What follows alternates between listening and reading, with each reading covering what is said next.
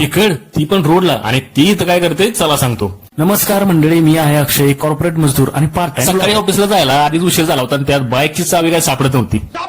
शेवटी सापडली, हेल्मेट खाली लपून बसली होती. मग काय लालपरी काढली आणि निघालो कामावर. चला रोडच्या साईडला काहीतरी चालताना दिसलं, जवळ जाऊन बघितलं तर मोठीच्या मोठी खेकड. म्हटलं चहायला गावाला वड्यांना जायला लागते खेकडा स्वतःला आणि इकडे रोडलाच फिरते.